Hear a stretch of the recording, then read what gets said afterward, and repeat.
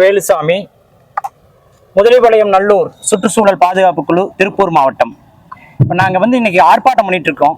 என்ன காரணம்னா, இப்போ திருப்பூர்ல மாநகராட்சியில சேகரமாகிற குப்பைகளை கடந்த 10 ஆண்டுகளா திருப்பூர் முதலிபாளையம் நல்லூர் பாறைக்குழியில கொட்டி உலகத்திலேயே வேற எங்கும் இல்லாத அளவுக்கு டிடிஎஸ் தண்ணி கெட்டு டிடிஎஸ் பாத்தீங்கன்னா 1,20,050 டிடிஎஸ் கிட்டத்தட்ட அது வாழ முடியாத சூழ்நிலை ஆகி போச்சு.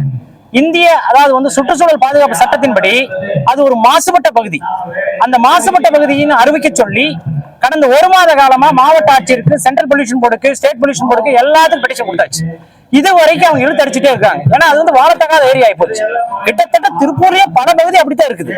அதனால உடனடியா இது ஒரு மாசுபட்ட பகுதியை அனௌன்ஸ் பண்ணி அதுக்குண்டான ரெமெடி ஆக்ஷன் பிளான், சீர்திருத்தம் என்ன பண்ணணுமோ அந்த நடவடிக்கை எடுக்கணும்னு சொல்லி தான் இந்த போராட்டம் ஆர்ப்பாட்டம் பண்ணிட்டு இருக்கோம்.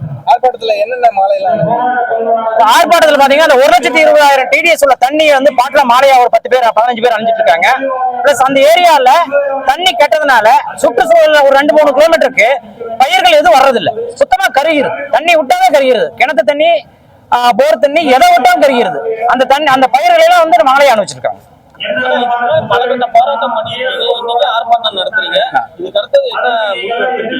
அதாவது இப்ப நாங்க இதை முதலிபாளையம் பாறைக்குழியில மறுபடியும் குப்பை கொட்டலாம்னு ஒரு முயற்சி பண்றாங்க திருப்பூர் மாநகராட்சி.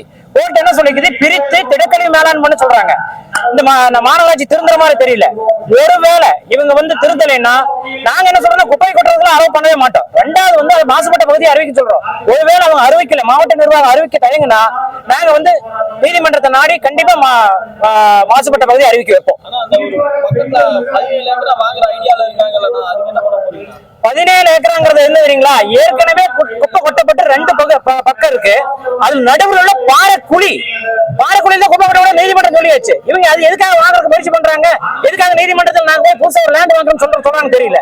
கிட்டத்தட்ட அதுவும் பால்படுத்துற தண்ணி தான், அந்த 1,20,050 டிடிஎஸ் தண்ணி தான் அங்க நிக்குது. அது பாறைக்குழி.